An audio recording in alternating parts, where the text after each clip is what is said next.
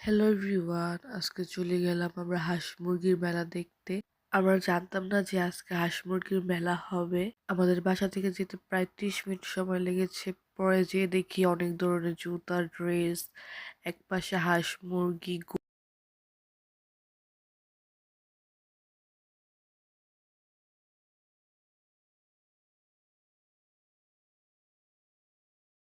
এই হাঁসগুলা দেখা পুরো আমার বাংলাদেশের ফিল হইতেছিল যে এতদিন পরে মনে হয় বিদেশে আইল্যান্ডে দেখতেছি যে বাংলাদেশ।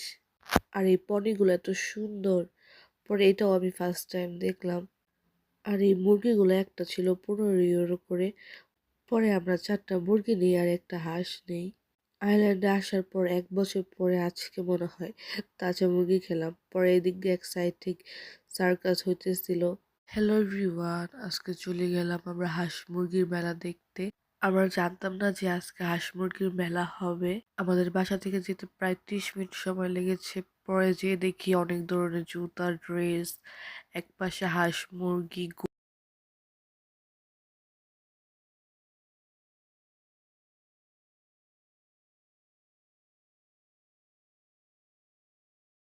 এই হাঁসগুলা দেইখা পুরো আমার বাংলাদেশের ফিল হইতেছিল যে এতদিন পরে মনে হয় বিদেশে আইল্যান্ডে দেখতেছি যে বাংলাদেশ।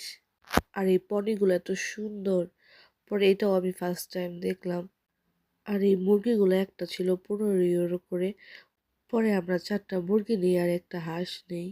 আয়ারল্যান্ডে আসার পর 1 বছর পরে আজকে মনে হয় তাজা মুরগি খেলাম। পরে এদিক দিয়ে এক সাইড থেকে সার্কাস হইতেছিল।